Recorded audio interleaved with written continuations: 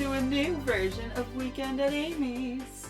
Is that how the intro is? It's just going, Mel Blanc. Mel Blanc. It's like you just woken up from a dream where... Mel. The whole... Blah, blah, blah. Backstory. Blah, blah, blah. That's most of my dreams. It's like, I dream exclusively in exposition. Blah, blah, blah. I think that's my favourite meme at the moment. That one. I think it's so good. Welcome to Weekend Amy's and our new formatting. Yay! Yeah, you don't get to see us anymore, but you don't know which one of us is wearing boxers and which one of us is actually wearing pants. I think that'll come across in the audio. Hey, That'll be the fun part, is to figure out how naked we are doing these podcasts. You requested my present. You didn't say I have to wear clothes. This is very true. If anything, There's that's no how you... requirement to be like dress. Yeah, exactly, yeah. I mean, if anything, that's how we do our best work. To be fair, I was saying to you earlier on, it is already fucking like 19 degrees outside. I'm surprised half of us are wearing jeans. It is literally leading into that kind of conspiracy theory where it's just someone has just switched on the warm. Mm. And it is literally, today is where they switched on the warm. And no one's ready. No one's prepared for this.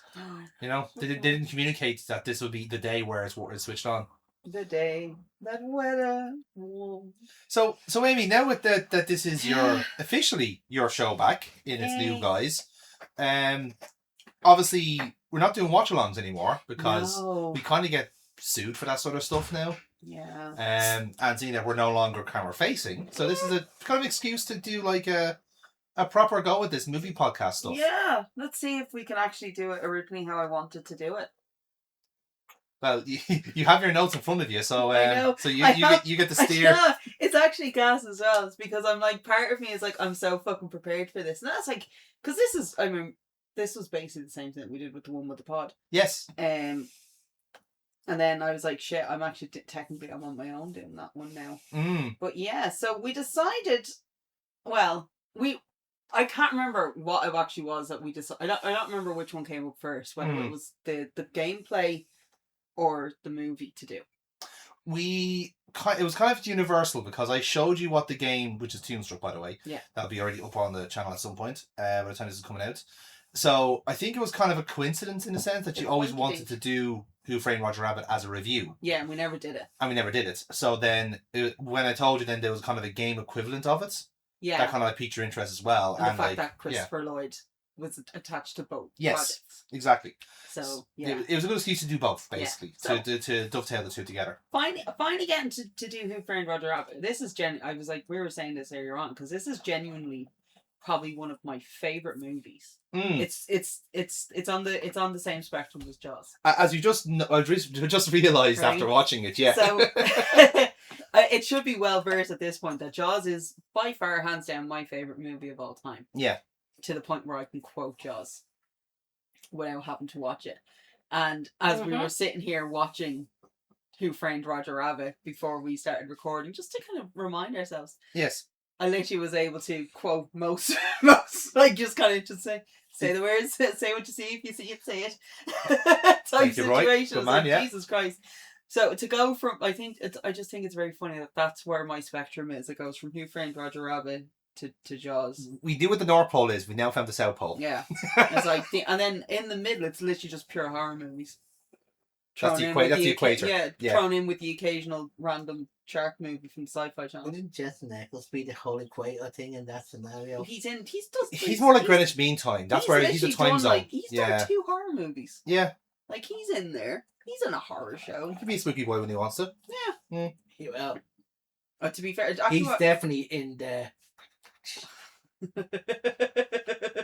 You dirty. Actually, it's really funny that you say that, because I'll show you this one here. Rudy screensaver being shown hero. He's so done. He is actually. He's already done with your bullshit. Done which is with saying my so bullshit. much, yeah. But yeah, so deep dive into this, and we decided to start with Who Framed Roger Rabbit. Yeah. And I look how much I have typed up. You actually have genuine notes here. I'm actually so impressed. Like that's genuine. Like And it's not even like this is all original work. Like I'm actually so proud.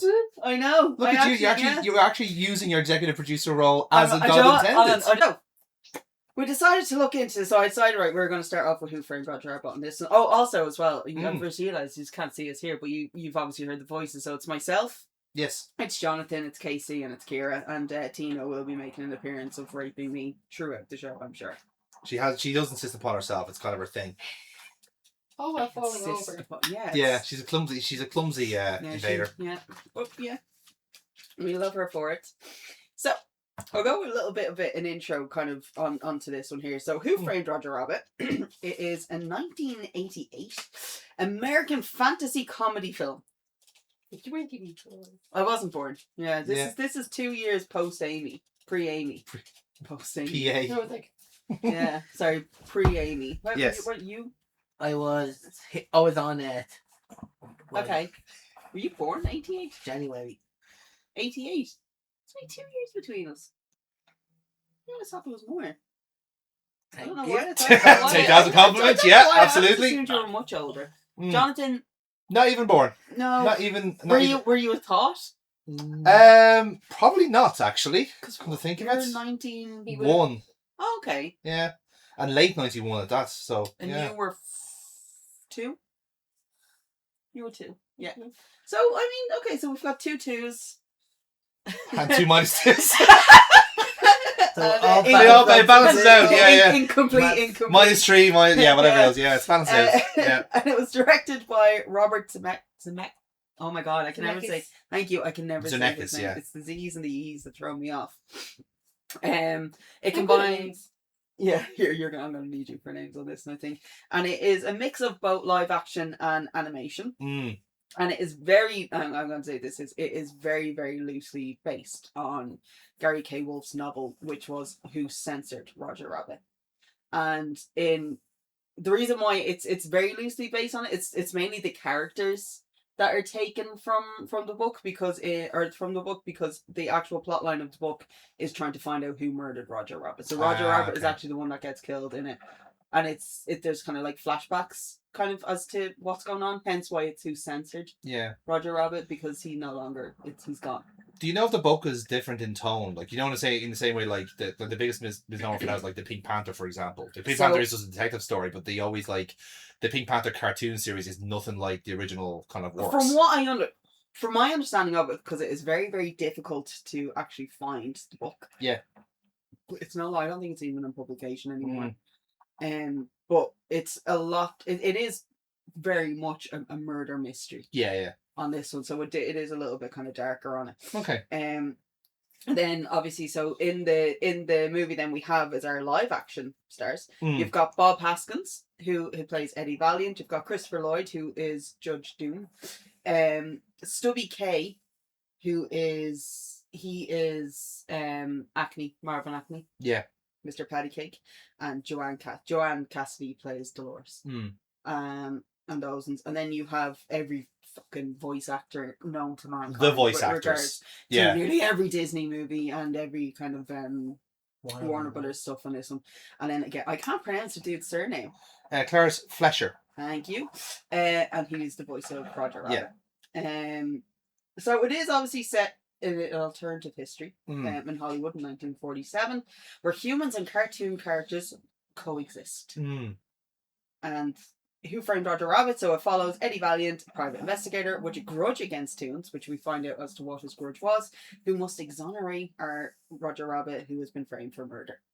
This is an excellent film noir. This is proper, like, as I said this to the guys earlier on, this and LA Confidential for me are kind of in the same tier with regards to kind of like the film noir. Yeah. So how this kind of came about, in a sense of how the movie kind of came about, was Walt Disney Studios actually purchased the film rights to the novel around 1981. So it was very much just after the book had been published. They wrote Price and Seaman, who kind of were the writers on this one. They were screenwriters. They actually did 2 drafts of it before Disney got Steven Spielberg and his production company involved into this. And they were basically then brought in it, and then Robert was brought in to direct. Richard Williams was the supervising animator. So he's an amazing animator on this one. So he was basically hired to supervise every single one of the animation sequences that was done. And it was both a cross production between US and England on this one, because it was English animated studios that actually did. It was most likely it was actually then they kind of provided the area for it, because of how much animation had to be done for it. It was like, we have the studio space, off his pop, and they kind of let him do it that way. And like, kind of a trend with Spielberg flicks, the budget and the production time ballooned on both of them.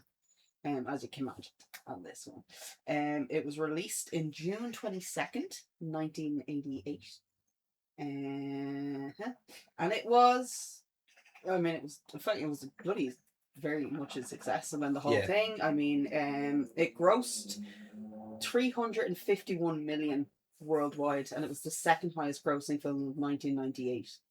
Can you guess what the first one was?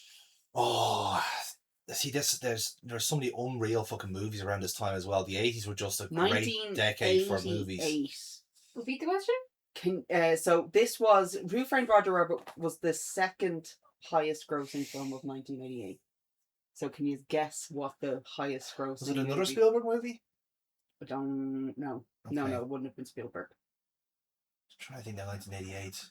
Top Gun or something like that? You're kind of close. Rocky? No, it's more to do with the actor who, one of the actors that was in Top Gun. Oh, Hot Shots? No, but I like where you went. Ah, Jesus. Tom Cruise? Tom Cruise. It's a Tom Cruise movie. Mission Impossible 1? No, that was sorry. 96. Oh. No. It's not the cocktail one. No. Good guess, though. I was thinking of that one as well. What else is he in? There's one that because he's not the lead in it. Sure, he isn't. He is. He is the lead. Okay, yeah. It's not Risky Business. Risky Business is 83. It's not Jerry Maguire. No, that's 90s. Not a Good Few Men.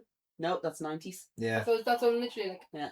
Trying to think of. There was one. 80s ones. Yeah. Because he's young. Yeah. There's one. The one I'm thinking, I can see him in it. But it's like his kind of not quite his breakout movie, but it's in that kind of region where like he's getting. Oh, what's it called? Gives a hint. It involves counting cards. Fuck. Casino? No. Ah, shit. Was Matthew McConaughey in it or No. something? Or No. one of the Rat Pack. No.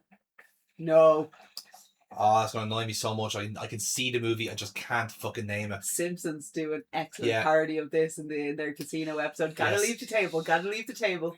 Oh, it's not the Show Me the. I keep getting this mixed up with Jerry Maguire. With Jerry Maguire, yeah, that's the problem. Dustin Hoffman also stars in this movie. Oh, that's gonna kill. Rain Man. Yes. Rain Man was the highest grossing movie of 1988. I should have got with the Dustin Hoffman one. Yeah. Gotta leave the table. It's not that. It's purely the fact that like I could see the scene. It's a great. Put back at the name. Also, it's a really good movie, but every time I see that movie, it is slightly tainted for me after watching Tropic Thunder. Yeah. You know what line? It's clipped, yeah. You know what line I'm talking about, and it's hilarious. Like, don't get me wrong, Tropic Thunder is still. I don't give a shit about the political correctness. It's hilarious. Yeah, it is literally. It's a satire. It's taking the piss out of it. Yes. So you have to. Satires don't have to be politically correct. Exactly. That's the whole point. But anyway, so with regards to Who Framed Roger Rabbit, it became the second highest grossing movie, and it actually brought a renewed interest into the golden age of American animation. And this actually was the turning point for Disney. This actually spurred on their renaissance. This is funded it. Yeah. It won 3 Academy Awards for Best Film Editing, Best Sound Effects, and Best Visual Effects, and it received a Special Achievement Academy Award for Williams' animation directing. So it really did bring it into it. So we are going to dive into the plot now. For you guys, this is going to be really repetitive for you because we just watched it. Watched it, yeah. Yeah, so I'm really sorry, but we're going to go into the plot of this one. Just remember not here. You're talking to the viewer now. Yeah, the listener. Sure, so it will actually be a really good thing to point out there is going to be fucking spoilers. I don't think so with a movie from 1988. Yeah. Moving on, this is going to be a spoiler podcast. Yeah, this is obviously going to be a spoiler podcast. It's never not been a spoiler-free podcast, unless we were talking about, I think, something that we haven't actually watched yet. If you get me, so yeah. Or that was only recently out. Thank you. Jesus Christ. That was a loud sneeze. It's okay, you're too nervous, actually, it's fine. That was a loud sneeze. So we're going to go into the plot of this, okay? So as I said, it's 1947, Los Angeles. And as we see, animated cartoon characters known as toons, they coexist with humans, often working as film stars. Maroon Cartoon studio owner, RK Maroon, he's upset about the recent performances of his toon star Roger Rabbit, so he hires a private investigator, Eddie Valiant, who is Bob Hoskins. He's a depressed toon-hating alcoholic to investigate the rumours that Roger's glamorous toon wife, Jessica Rabbit, is having an affair with Marvin Acme. He's the owner of Acme Corporation and the owner of Toontown, which is an animated metropolis in which all the toons live in. So already we are setting the scene for this. This is the thing that I love on this one. It's literally like, here, this toon's fucking around with this human. We need to figure out so we can kind of get this guy on this. Get him sorted. Just on that point about Bob Hoskins being the lead in it, the perfect person for this role. Like, I know you mentioned, it was probably in your notes later on about someone who was also kind of in the running for the lead as well, or at least someone who was kind of like mooted for it. When you said that to me, I was thinking like, I can't see anyone else. I can't see him doing it, but I can see Bob Hoskins, because I think like, and again, it's probably going to come up again anyway, but Bob Hoskins as a character actor does shabby exceptionally well.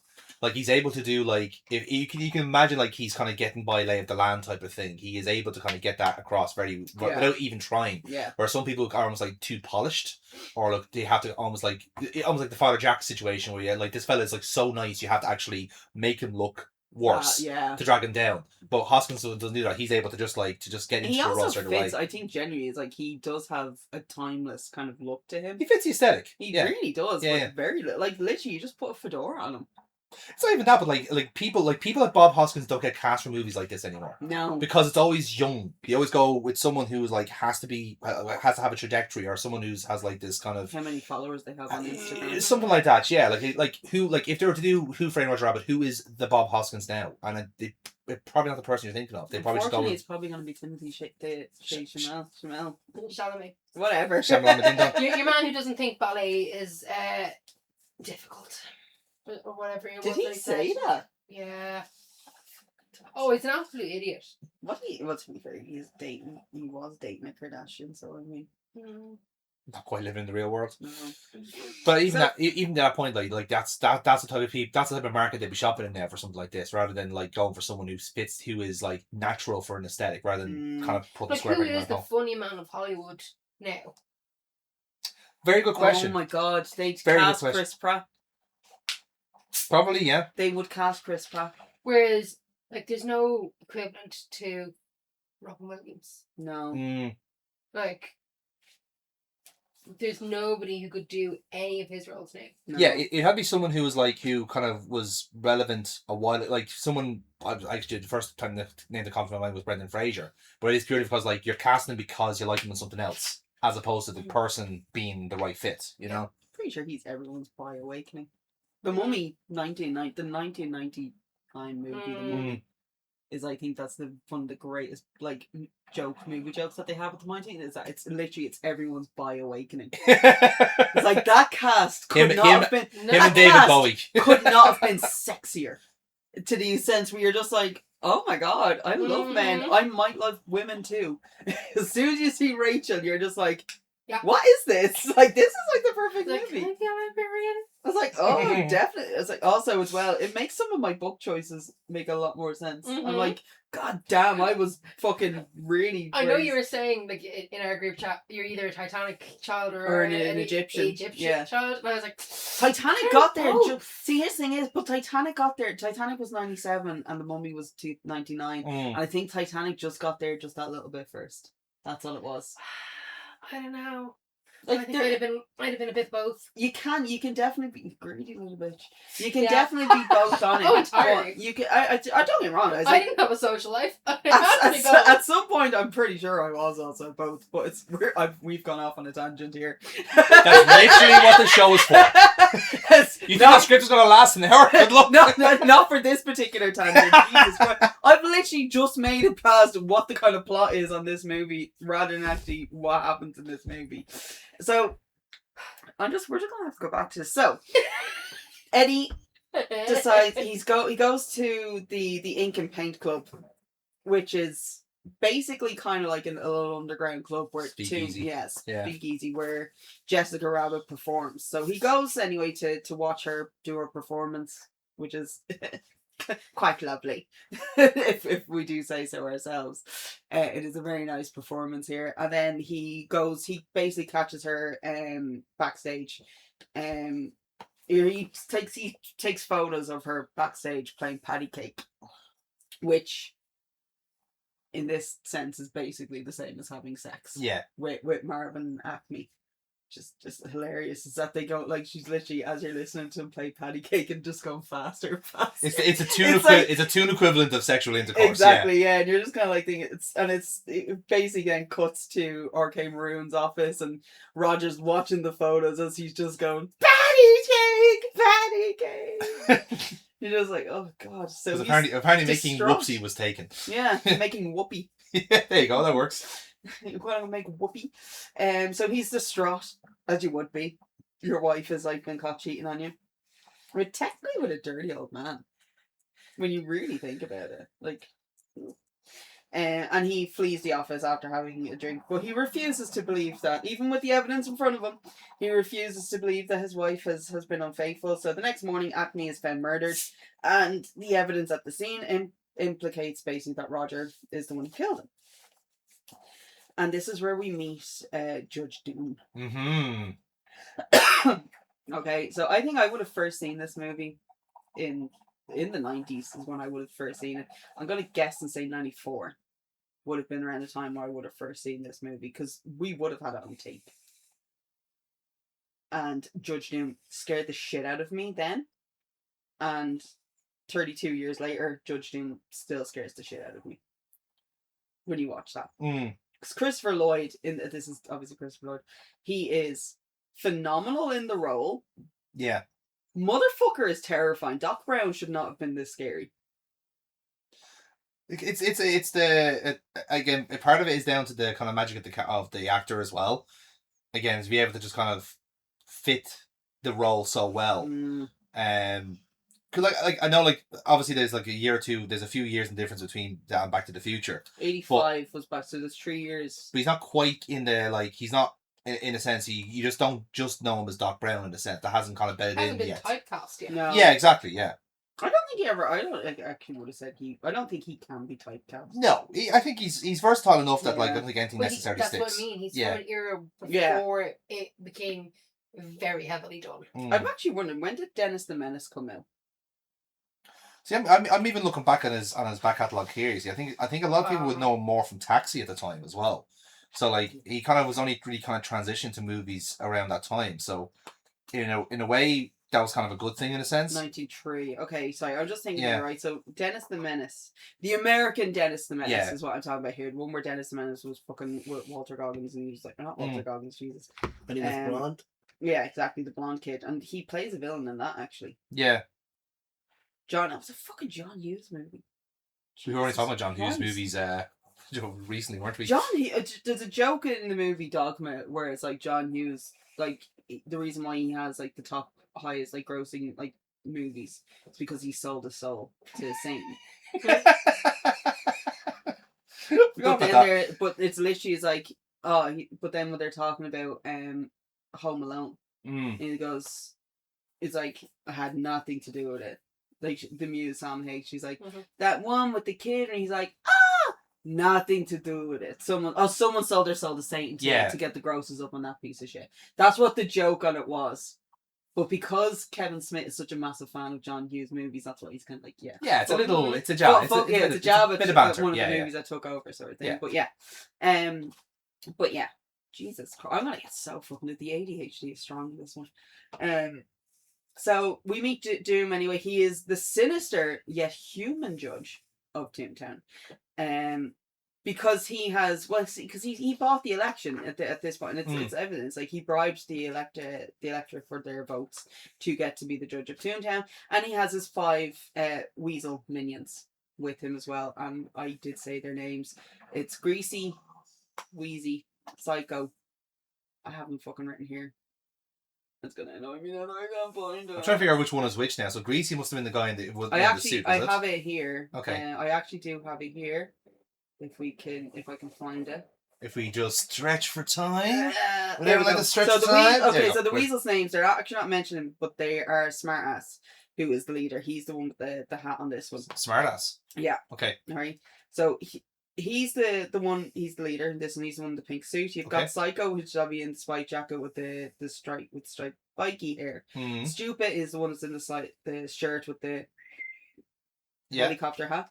Greasy is the one in green. In the green suit, he's the Hispanic accent with dark skin. Needed to point that out there. I can see why these people weren't. And Wheezy is the blue smoker. One on that. Makes sense. But yeah, so that's actually they are, that's actually the names of the weasels on it. Okay. For that one. But yeah, they are actually technically unnamed. He at no point does he ever name it, which kind of tracks when you really think about it. Yeah. You wouldn't. For someone who supposedly hates tunes as much as you do, why would you bother learning the names? They're quite literally just useful to him and nothing else. Yeah. And the Tune Patrol on this one. So Doom reveals that he will execute Roger using dip, which is a chemical concoction. Oh my god, concoction. Yeah, I got it. I knew what I was going to say. Okay, I got it. Yes. Concoction. I feel proud of that one. Of acetone, benzene, and turpentine, which can destroy the otherwise invulnerable tunes, because you can't kill a tune. And we saw that at the start. You cannot kill a tune. This is how you kill a tune. Eraser. And he then decides to demonstrate this, because while they're in it's probably literally the most heartbreaking death I've ever seen on a TV. On a movie, is when the shoe is rubbing up against him, and then he decides to demonstrate by dipping the shoe, and it's heartbreaking. Imagine being heartbroken so much in a movie by a shoe. That's the magic of the scene. Don't judge us. It's not that. That's how good the movie it is at the. This shoe doesn't have. It reminds me of a puppy. Yeah. And that's actually what fucking kills me, because he's just literally rubbing up against Doom. He's just like, hey, what's up, dude? I got you. And then dead. It's horrifying. Absolutely horrifying. Just on that note, because we were intending to do a segment with our good friend Kieran of doing movie drams, and it might be inserted in the edit at some point, might not be. I actually have asked him to make dip as a drink. And he's given me his recipe. Is it fucking turpentine? It's not acetone, benzene, and turpentine. No. Is absinthe included? No. Oh, actually, I'm shocked by that. He's going for Jaeger. Okay. Molasses, whiskey, lime, and chili liquor, and a splash of overproof rum. Good God. Try trying to shoe in that. That's dip. All right. Good God! Yeah, it's gonna kill us. So yeah, we might cut that into the final edits. If I tried it and died, does that make you might make you a tune? Yeah. That means I was a tune the whole time with checks out. You know the whole world is to be fair, Jerry, we all presumed that was the case. We just didn't want to go. We didn't want to feel like you feel uncomfortable. You know. I'm gonna genuinely be. I would be very genuinely surprised that if Aaron drinks it and nothing happens to him, because he is so tune coded. And I don't mean just because he's from Cork. ADHD. Oh my God! And he's medicated now. I'm raging. I'm fucking raging, because now he's gonna be such a dry shy who's focused. I don't want that. He has actually his shit togeter. I know, it's disgusting. It is, yeah. Because last time a Cork man had their shit together, Michael Collins was killed. So we don't need that. I thought the whole thing was they didn't have their shit together. It's funnier though in this sense, just to get a dig at Aaron. Yeah. They assume that Roger is responsible for this, and Eddie is also there at this point as well. So Eddie's gone back to his valiant private investigator, which is where we meet Baby Herman, who's Roger's co-star, and he believes Roger is innocent, and this is where we get brought up on the whole situation that Marvin Acme's will is missing, and as I said, he is the owner of Toontown. So this is what the whole kind of thing is now about. They want to try and find the will to kind of prove that the Toons own Toontown on this. And because of the fact that Eddie Valiant was the one who took the photos in the first place of Jessica Rabbit, Baby Herman's like, look, it's your fault we're kind of in this situation, so maybe you should help us. Eddie doesn't take lightly to that. As we said, he's a toon-hating drunk, depressed drunk, so he doesn't take too lightly to this and kind of tries to push Baby Herman out of the way in this sense, and he kind of succeeds in that point. So he goes into his office anyway, and this is where we find Roger, who's hiding in the bed. Do you often find a cartoon bunny in your bed? Often a rampant rabbit. Jesus Christ. I wasn't expecting that one out of you. I wasn't expecting that at all. And do you know what? I don't think Casey has realised what punchline he's made. Do you know what's like really kind of like the really upsetting part about this? There is in fact a Thumper rabbit on my bed. I have the original Thumper that I got from the Disney store. He's still sitting, and he still smells of that fucking imagination scent. Oh no way. Yeah, that shit does not, like, I haven't worked there in over 10 years. Yeah. And it still smells of the image. That, honest, I don't know what Disney did, how they fucking did that, but that scent never went away. So Roger then explains that he had to try and ask a load of people how to get to Eddie's place. He just basically just wants Eddie to kind of help him clear his name on this one, and then the weasels show up again. So Eddie kind of feels, he feels a bit bad for the guy. Like, he does seem to kind of feel bad for Roger in this sense. And it doesn't help that Roger has now handcuffed the two of them together either at this point. And he's like, okay, we need to kind of help out with this. So Roger is very insistent that he's been framed in the whole thing. Eddie decides, fuck it, we'll help you. Very reluctantly agrees to help him. I'm missing something.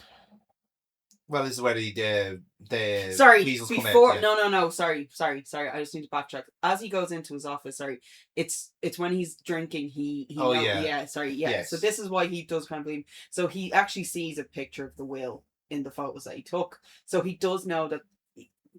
He does know that there is a will. A will actually does exist. It's no longer kind of like just a he said, she said. There is one. So he decides he very reluctantly decides to help Roger to find the will and to prove that Roger is actually innocent in all this. So where there's a will, there's a way. Right. So then that's when the weasels turn up. He manages to hide Roger, and then he brings him to his. He brings him into the terminal station, which is actually the bar where his girlfriend actually owns, Dolores, who is Joanne Cassidy, did I say? Yes, Joanne Cassidy, yeah. Yeah. So it's her, she plays Dolores on this, and it's her bar, that's what she owns, so he brings him there to hide Roger while they try and figure out exactly what's going on. This is where the point where they find out that Toontown is going to be put on auction by so it's a kind of on auction, and by midnight tonight it'll be owned by Cloverleaf, and Cloverleaf is basically the new. They were the ones actually that took over the tram. Yeah, they've been kind of spot. They were in and out. You see the signs for it. So they're actually like Cloverleaf is basically going to be the new transport for the entire city, and they're going to own Toontown at the end of this. So then they hear a bit of a ruckus from the bar. They go in and they find Roger is entertaining the drunks of the bar by doing merry-go-round breakdown. Actually is the music that he uses for it.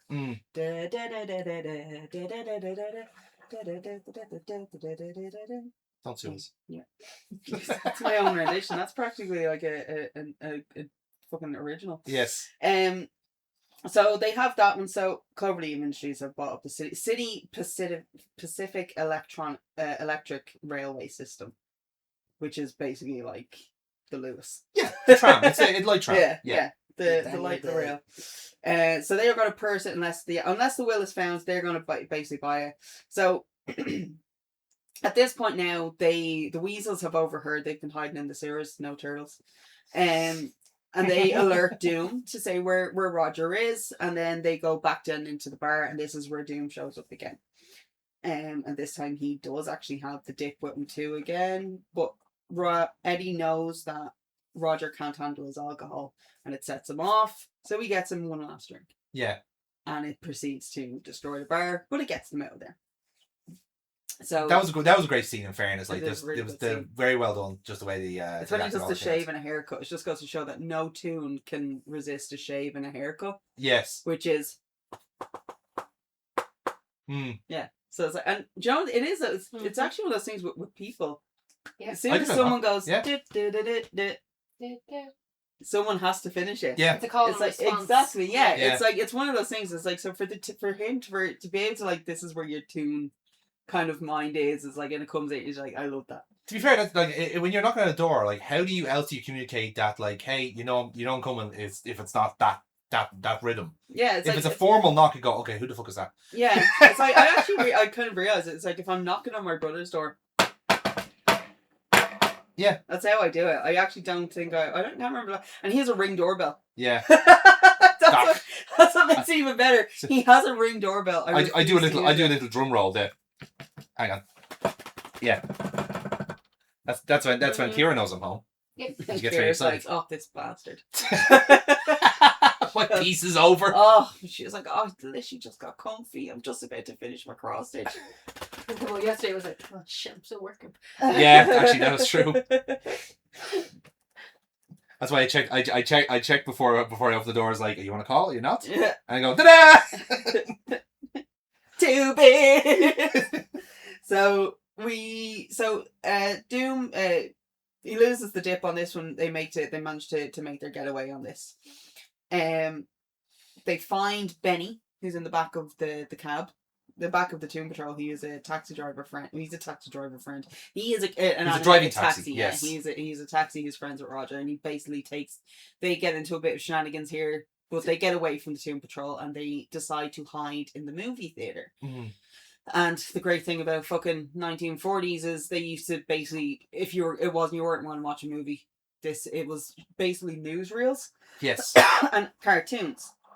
And they're watching a Goofy cartoon, actually. Now, the cartoon that they are watching was not released in 1947.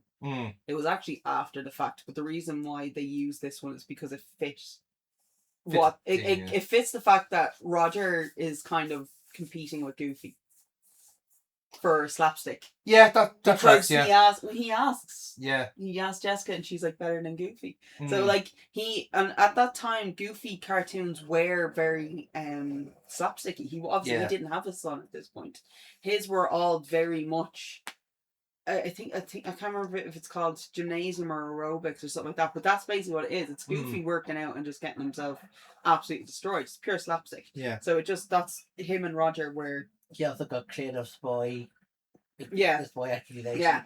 Yeah, cleared of spy charges. I mean, we all had a notion he was a Soviet agent. I mean, like he did smuggle in a lot of propaganda. But it also would be another reason as to why, because in that time in Hollywood, because I'm thinking of Trombone, because he was the screenwriter, and it was basically it would have been like coming up with the Red Scare kind of type situations, but majority of them were blacklisted for being members of the Communist Party, so it was a big deal. From that point, from there to like say the late 60s, I'm thinking like the Lyndon Johnson era, like McCarthyism was a very real thing, massively. Yeah, and it was purely the fact like it sounds so stupid now in a sense. Well, no, because it's being repeated. Well, no, it's exactly. It's like the fact that like that was the common fear, but as I said, it is always a fear tactic, and they just pick a different thing to to persecute. And there was an awful lot of members of Hollywood that were kind of thrown into this because they had the voices sort of thing, but they use Goofy basically kind of in that sense. So this is kind of where Eddie is a bit more open with Roger in this scene. Yeah, because we finally find out why Eddie hates tunes.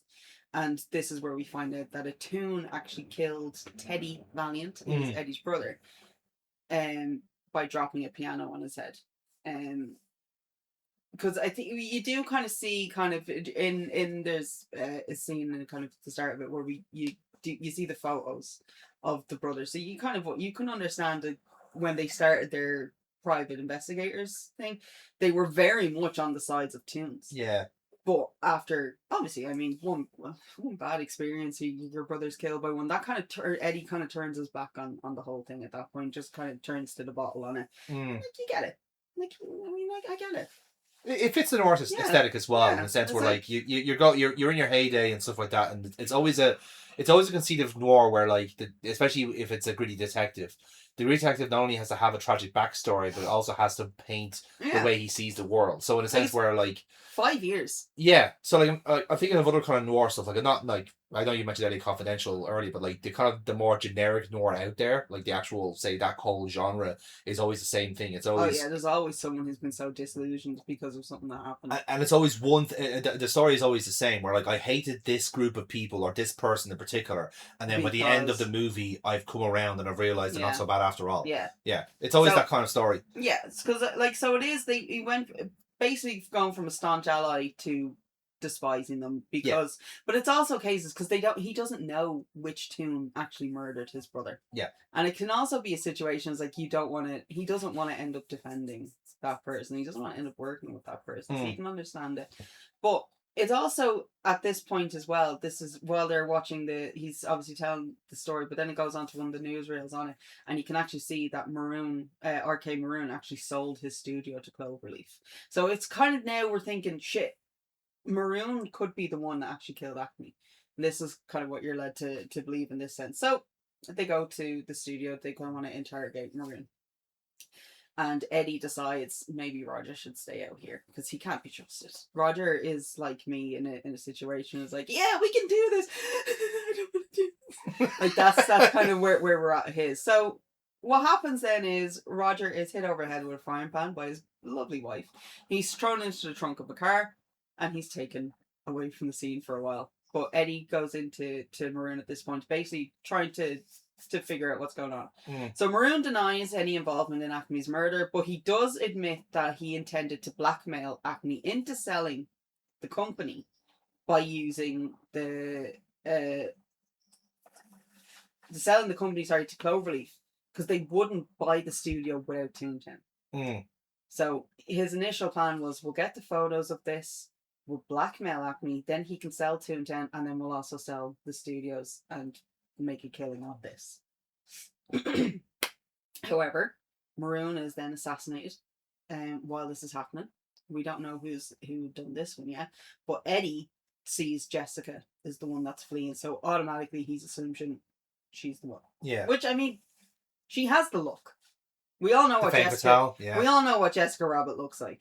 Like, she's definitely gone. Yeah, you definitely murdered someone. So he follows her into Toontown. And this, I like the fact that this is where Eddie decides, I'm no longer an alcoholic. He goes, I don't need the drink for this one. I need to be sober going into Toontown. Mate, you need to be drunk as fuck going into Toontown. Right? It's prerequisite. Like honest to God, like if you go in there sober, that is such an overload to the senses that I actually don't think I would be able to function without at least 2 gins. It's such a shame that this movie came out during the war on drugs, because this would have been the perfect time for a spliff. Oh my God. Wouldn't it just like, I'm going in? You were doing it on the slide. Yeah, that's true, yeah. Oh my God. We should have done that. Oh my God, we should just fucking watch a Wizard of Oz with Dark Side of the Moon thing. Really get into it. That works. Smoke. So he flees into there. There's at this point now, so this is where we kind of get a fair few of our Toon cameos. Yes, there has been a fair few. Obviously, they're always in the background. I have skipped over. Like Daffy and Donald have the piano scene. Yeah, I have skipped over them because we will go into it afterwards, but just to kind of get through the plot as quick as possible, which is already taking longer than I anticipated. Don't worry about that. So she says so they go to fucking Toontown at this one. Shit happens. Where was I? Hilarity and cartoon violence ensues. Yes. This one here, okay. So he's following Jessica Rabbit, obviously, in here. When he finally does actually find her, there is a slight little bit of a confrontation between the two, because he fully believes her to have killed RK Maroon. However, she then saves Eddie's life, and it's revealed that Judge Doom was actually the one who killed Maroon. But she also reveals that he also killed Marvin Acme as well. So we don't have the evidence of this. We're going on the word of what she is saying at this one. But she also then she says that Acme had given her the will for safekeeping, But when she examined it, she's like, it was just a blank page. Mm. So the mystery kind of is still ongoing here. So what happens at this point, Doom and the Tomb Patrol, our little weasels, they manage to capture Jessica and Eddie, and they bring them back to Acme's factory. This is where we find out that Doom actually is the sole shareholder of Cloverleaf Industries. That was like the last bit of the plot that just didn't fit. As now it's the final piece of the puzzle. Yeah. And the reason why he basically plans to just completely erase Toontown. He wants it off the map. Mm. And he has his dip spraying machine, so he can build a freeway in its place. And if you don't know what a freeway is, he wants to build the M50. That's not a good thing, by the way. In case you want to, that's not a good thing. No. Well, not in 1947, it wouldn't. There was no need for it at that point. Exactly, yeah. Nowadays, it's a fucking great thing. Yeah. Alright? Not Toontown now. Right? It says the non-driver. I still have to. I have to drive to Longford nearly like 3 times a month. We have to go like nearly twice a month. Okay? We're happy with the motorway because I don't want to have to go through every fucking Tom, Dick, and Harry town. Is that allowed, is it? Tom, Dick, and Harry town? Great fucking It's 3 different towns right beside each other. Tom, Dick, Tom and Town, Harry. Dick Town, and Harry Town. You don't want to get stuck in Dick Town. It's It also sounds like you're saying Harry Town instead of Harry Town. It's a local pronunciation. Harry Town. Harry Town. It's right above the dick.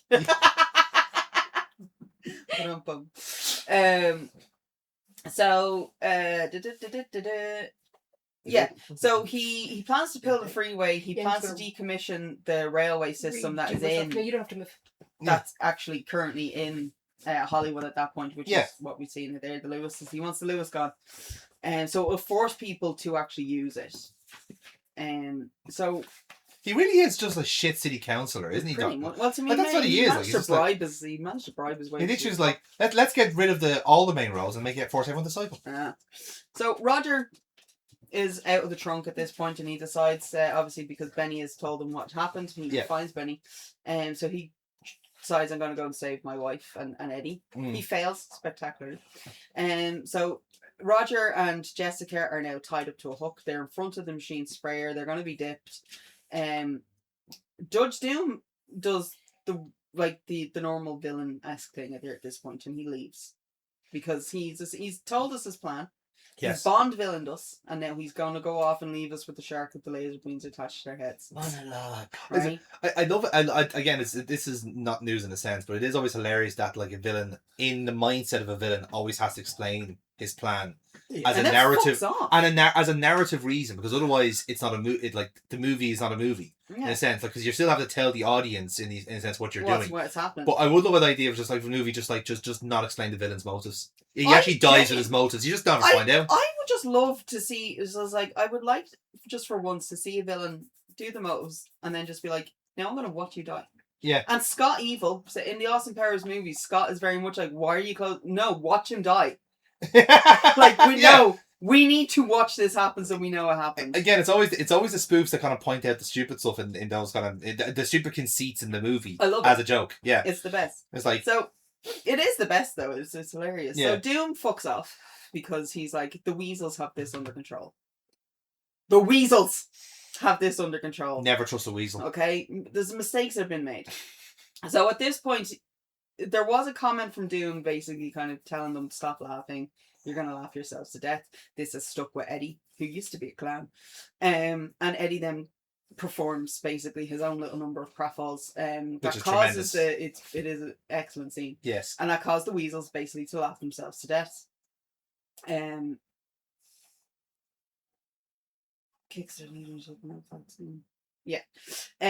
So they laugh themselves to death. At this point, Doom has come back on this one. He sees what's happening. He knows what's going on, and this leads to Eddie and Doom having their little kind of one-on-one fight.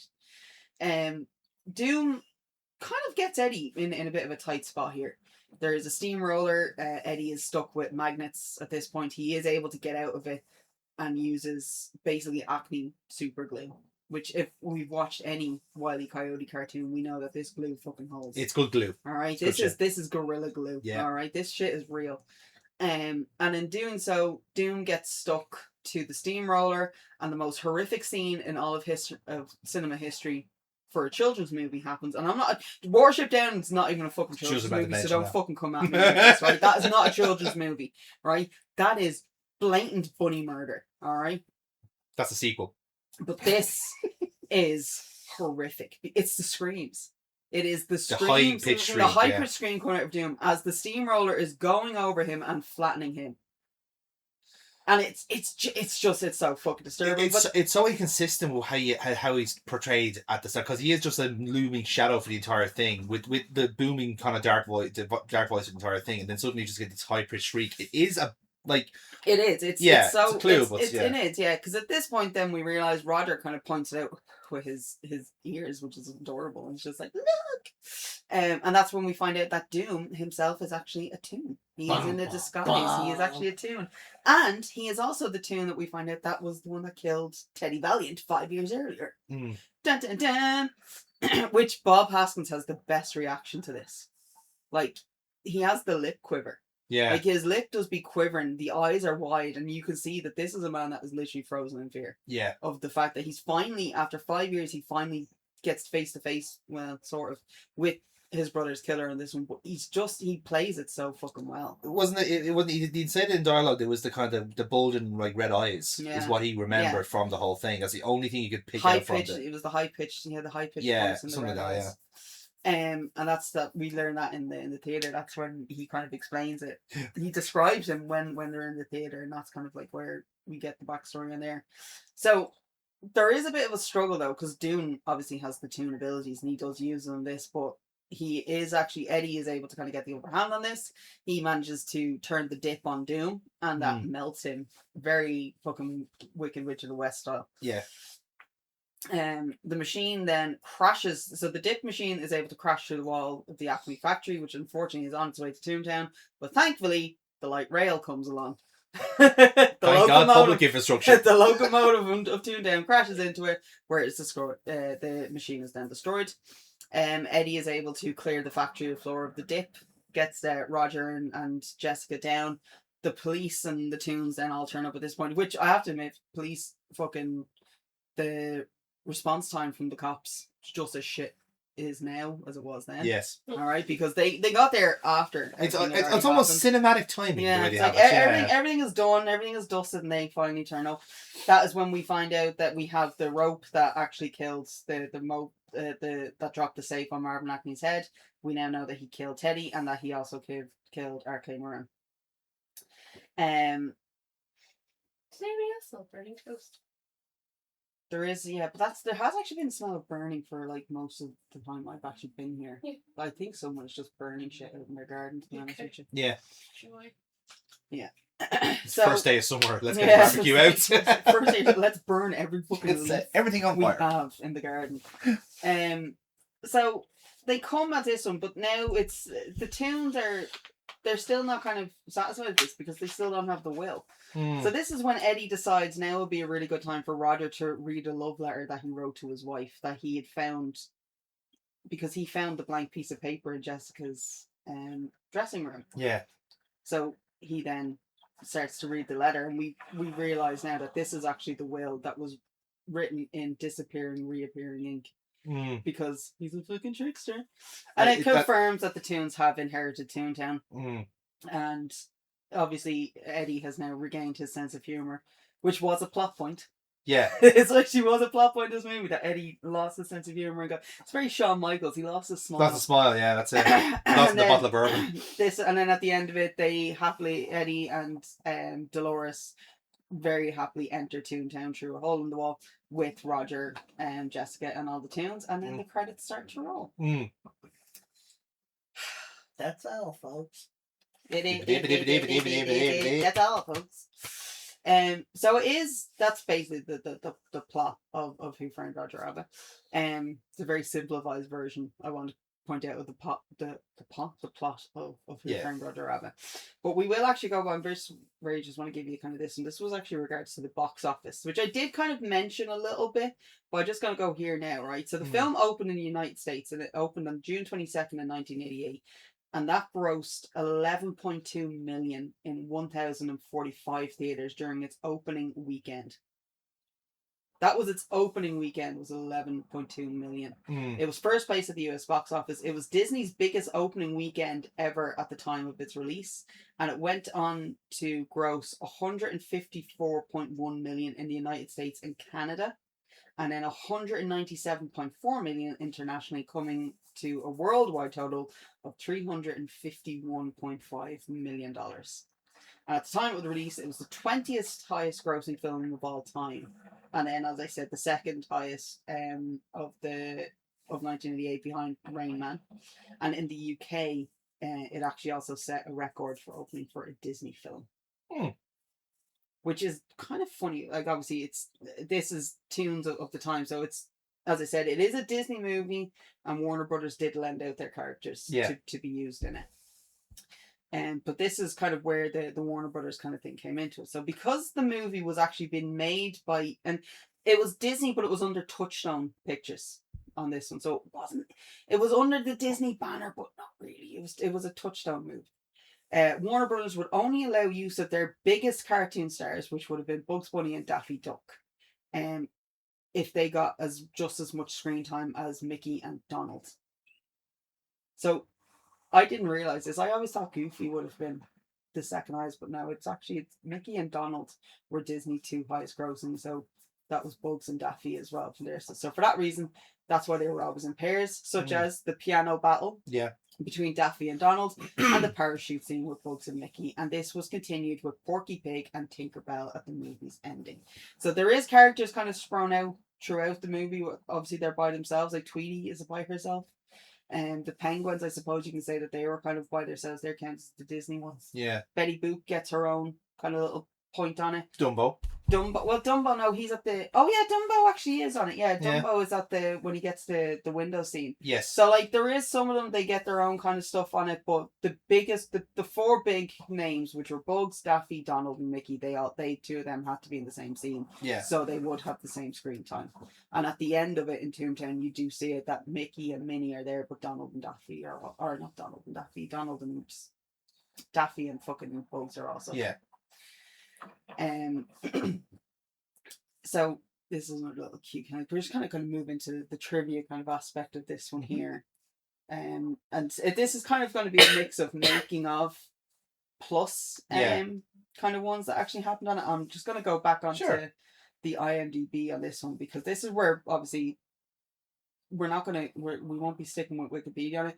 IMDb probably has one of the better kind of rates for truer trivia on this one. So if you do actually kind of want to go through them, these are IMDb I do highly recommend for it. This is probably one of the better ones though. So Bob Haskins had said that for 2 weeks after seeing the movie, his young son wouldn't talk to him. And when finally asked why, his son said he couldn't believe that his father would work with cartoon characters such as Bugs Bunny and not let him meet them. That's brilliant. Such a fucking kid. That's a child thing. That's like, such a child. How dare you betray me like this? In the kids' defense. Yeah. You know? Yeah, I'd be pissed too. The dip that kills the tunes is made from turpentine, acetone, and benzene paint tinners used to remove images from cells. Yeah. So it is actually, that's how the animators would use it. So that's how they use it. It's like again, speaking on the chemistry side, it's also just a really unpleasant mix of chemicals. Like it's like you don't even have to. That's toxic to humans as well as tunes. Benzene in particular is very bad for you. And yet in the movie, everyone seems to be all right with it. It's more like if it's more like contact and absorption. If you put it on your skin, that's pretty bad for you. But a lot of them are volatile, so they all just kind of dry up fairly quickly. So the estimated production budget was $70 million. Do you want to know what that is with inflation? As of 2023, it was actually adjusted for inflation. It was $180,114,833.67. That doesn't really surprise me in a sense, because it is a monumental effort to do what they're doing. It's the most expensive film produced in the 1980s, and it had the longest on-screen credits for any film. Because there was a lot of fucking animated this one. But there's the sheer amount of work that goes into it to pull off what they did, because take the blue screening alone. Even at that time, because like blue screening is still like, it wasn't say it was a relatively new thing, but it was the first time when they actually kind of got it right. Because like a lot of like, I think when they did blue screening, I'm thinking like, didn't the original Batman movie do a bit of blue screening as well. But like, it's very clearly they couldn't engineer out all of the kind of the shimmer that a blue screen will provide. So like Adam West suddenly has like a blue mohawk for no reason. Yeah, stuff like this. It was actually one of those things that happened. Jaws 3 came out in '83. I remember was it no sketch show this one? I think it was Monty Python actually. They did like they did a sketch like that as well, and they tried to make John Cleese make John Cleese into like a Siamese twin. But the way they had to get the shot was that he had to almost like wear like a little do rag on his head, so they can cut out the do rag bit and then put the other side onto him there. But like the do rag is still visible because there was no other way to get rid of it, because he obviously had to kind of like literally superimpose the two together. So like, to even the fact that like, okay, like there's a little bit of computer work now going on. They're able to kind of do like let the computer take out the kind of, I think it's the chroma key to take it out that way. So to even have someone just be able to stand perfectly like in a totally different like plane of existence is genuinely an accomplishment. And then all the animations in between, then Jesus, that in itself is bodies of work. It's actually funny that you mentioned John Cleese, because he expressed interest in playing Judge Doom. Oh, I would have loved to see him do that. However, Spielberg and Zemeckis refused, because they didn't think anyone would take a former Monty Python seriously as a sadistic villain.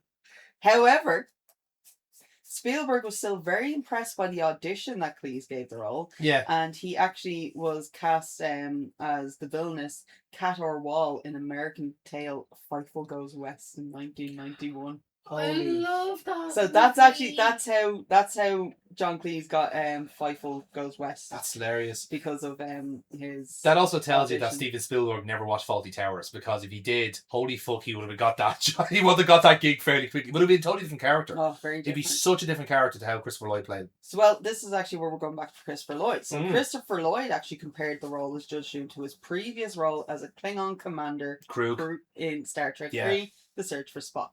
Being both being overly evil characters he considered fun to play, Lloyd avoided blinking on camera to perfectly portray the character.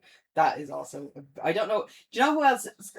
Fucking Anthony Hopkins did the same fucking thing in Silence of the Lambs. Now, granted, he was only on screen for 15 minutes. Yeah.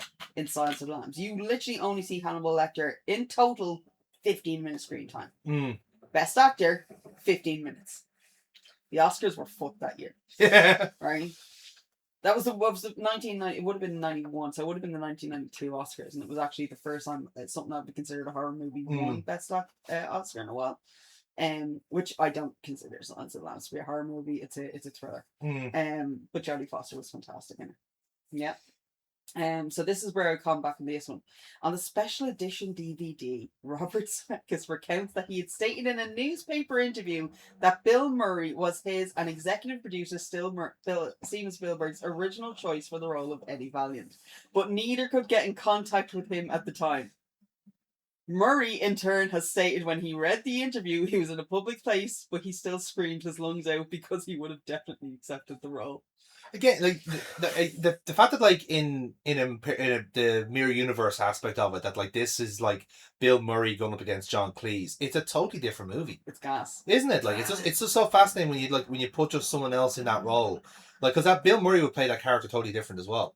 Well, it's another thing as well, because this was the last one that we have on this one, because Tim Curry also auditioned for the role of Judge Doom, and Robert Zemeckis, Steven Spielberg, Jeffrey Katzenberg, and Michael Eisner, who would have been the head of Disney at the time, found his performance terrifying. We were saying that Michael Eisner, to find this terrifying, makes me question so much, because Michael Eisner, for those of you who don't know, he was CEO of Disney, and he was the person who he was the one that kind of made certain aspects of Disney which was more catered to adults and teens. So Pleasure Island I know it kind of gets a jokey thing on this one, but that was one of his brainchilds, and it was the bars, the nightclubs, and that was for the parents. But he also had kind of like Epcot used to basically turn into a teen disco type thing, and that was trying to be for the 18, 19-year-olds, right? But he is also one of the ideas behind Alien Encounter, which is genuinely one of Disney's most terrifying things that they have ever done, right? And it was in Epcot. It used to be in Epcot. And what it is was, this is going off on a tangent, but this is kind of in the sense of context as to how terrifying Tim Curry must have been for Michael Eisner to have said, no, let's pass on this one.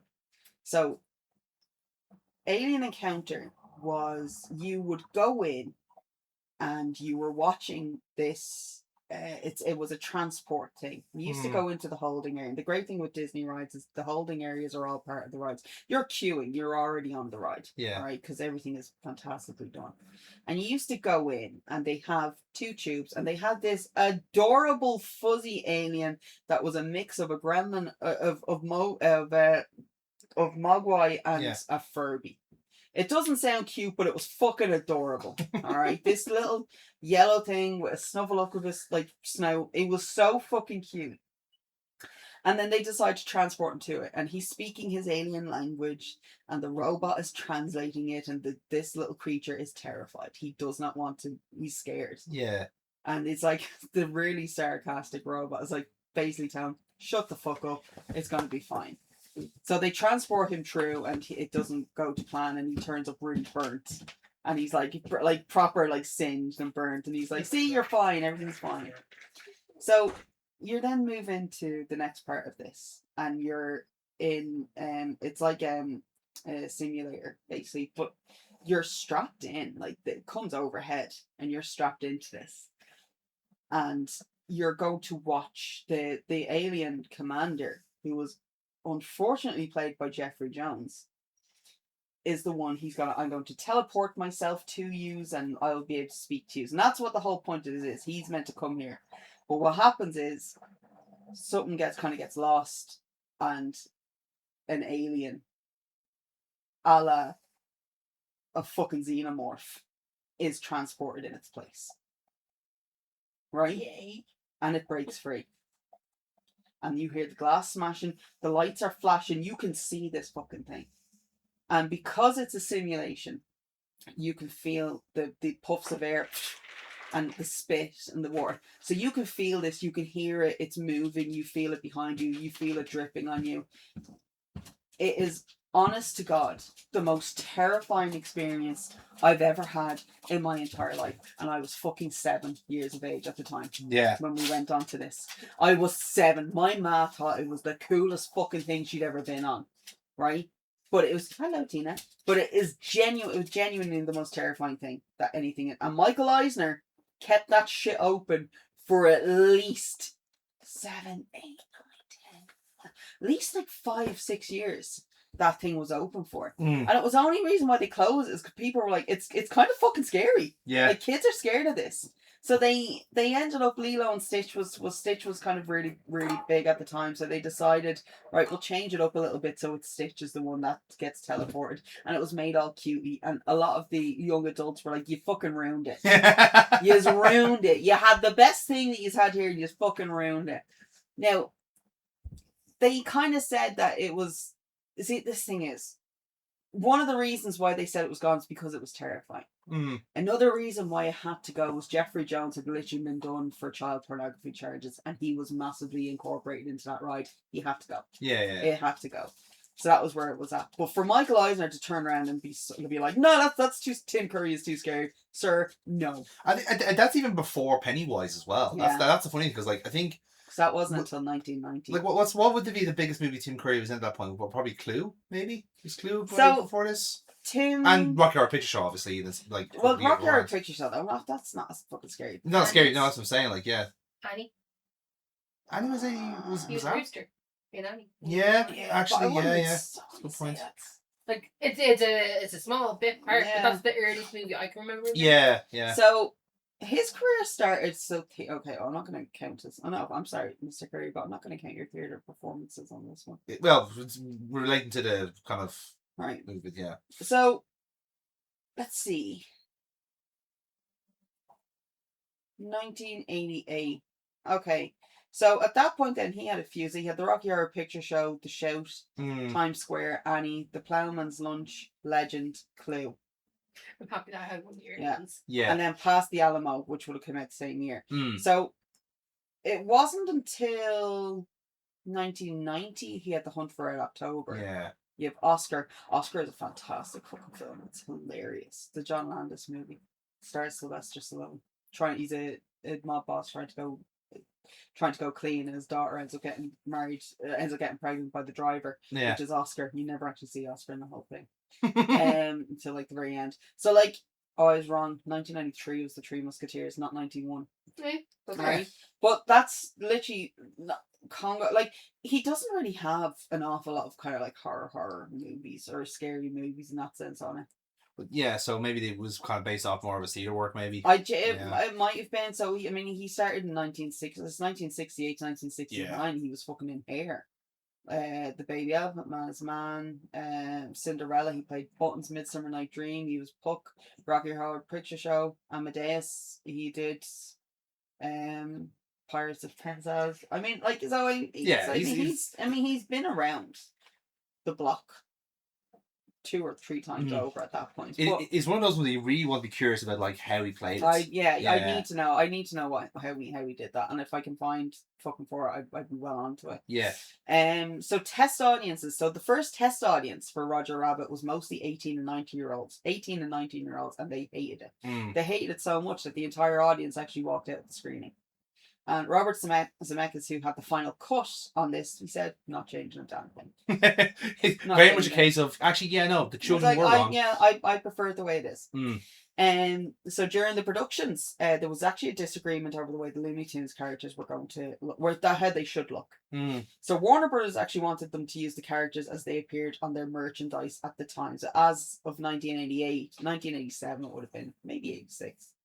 Depending on when the actual production started, but that was what they wanted. Whereas the producers were like, no, we need them to look the same way they'd looked at the time period where it's set, which was mid to late 1940s. So dummy footage using the modern designs was sent to Warner Bros. For the approval, while the animators used the period approved designs for the actual film. That's very well done. That's how you play the corporations.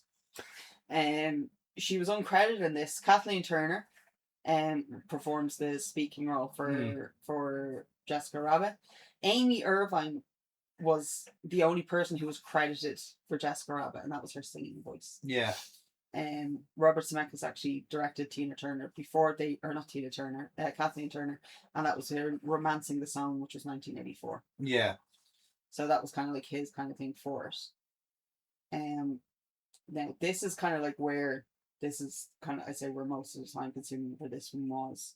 Every frame for the movie that featured a mixture of animation and live action, it had to be printed up as a still photo. So an animator would then draw a particular illustration for that frame on tracing paper, set it on top of the photo, the outline is then drawn, and then it has to be hand coloured, and then once that's done, the drawing had to be compositioned back into the original frame using the optic printers.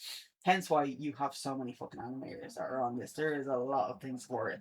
It also kind of explains why they don't do as much mix and matching as you like. As someone would have loved like more to see more of Toontown to see, but like the sheer amount of work it requires at the time with the tools that you have to put Bob Hoskins in the middle of that is a lot more than it looks. So this one here, I don't know how true this is one of the I don't know how true this is, but I'm as I'm starting to think about it, I don't think I've ever actually seen this either.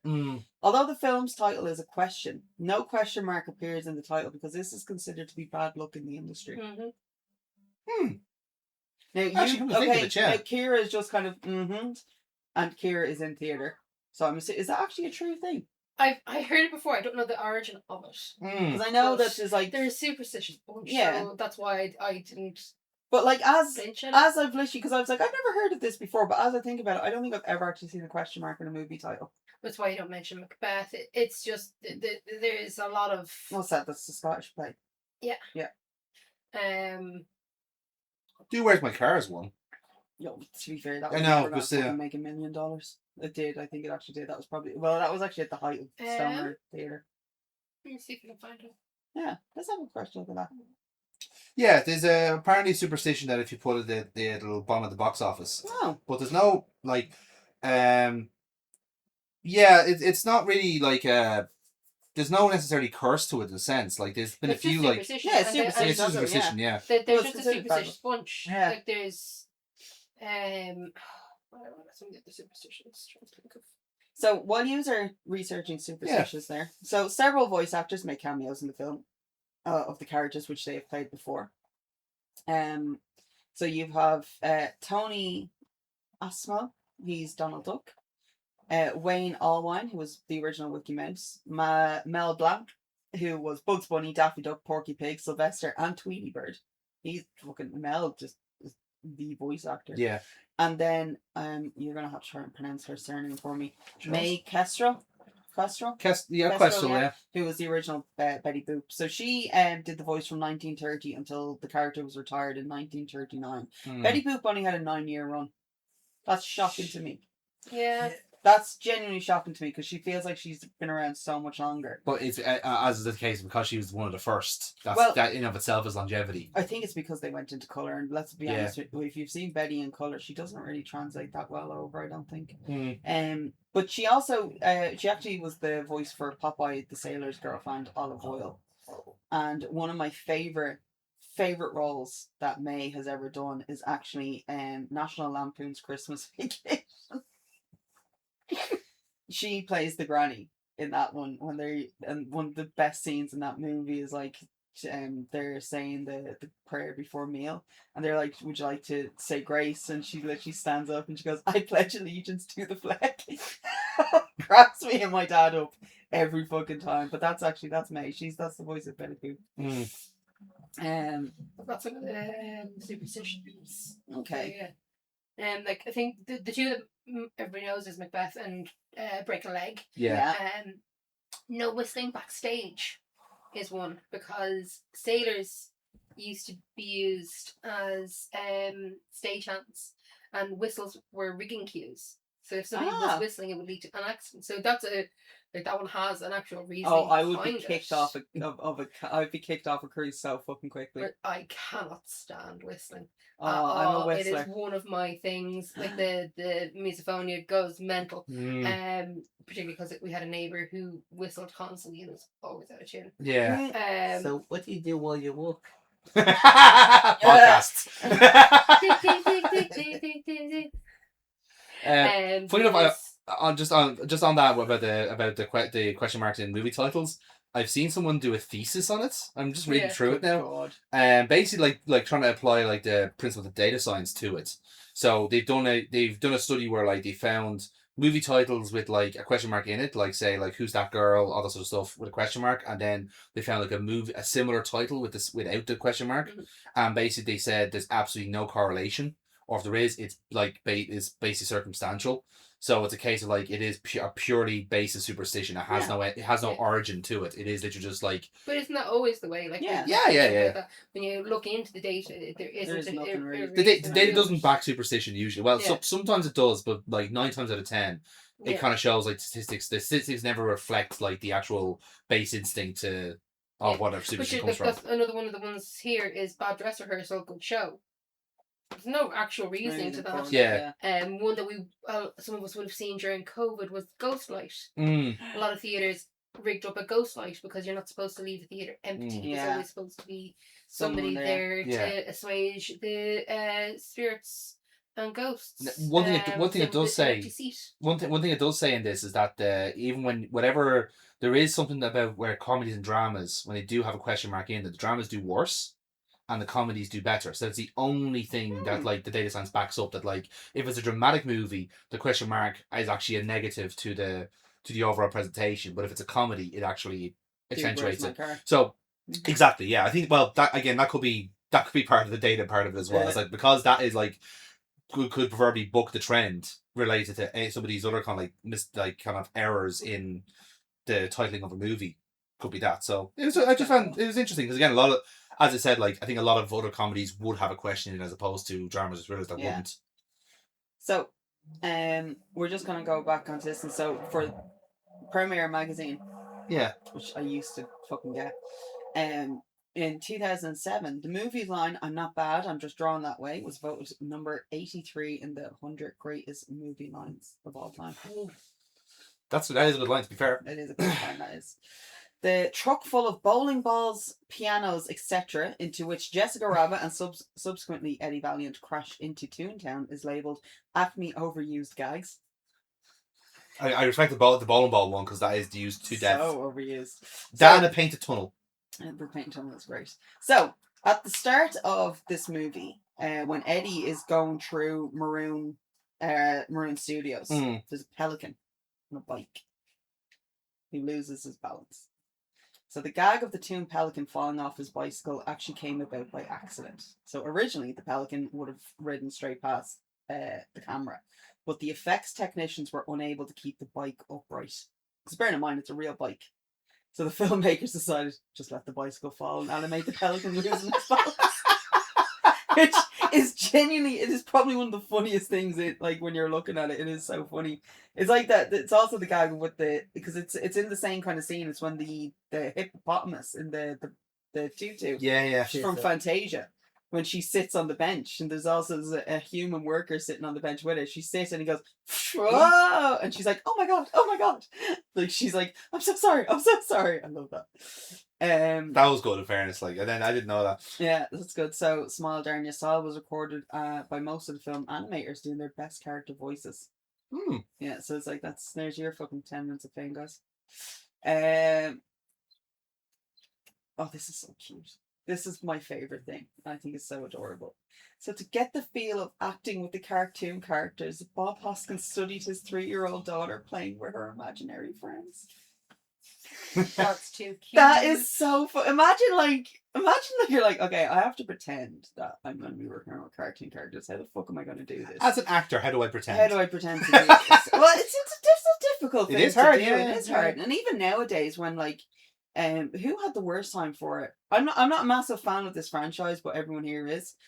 It's like Ian McKellen in Lord of the Rings. Like, he was by himself the entire time. He was literally just on a fucking green screen the entire time for The Hobbit. And that is fucking crushing for an actor. He's no one to act with, if you get me. But he broke down on something. Yeah, it's like, so it's like to have the idea of literally Bob Hoskins like, how the fuck am I going to do this? And meanwhile, there's little Mary Hops. I don't know if that's her name, but I'm just going to use Mary as a thing.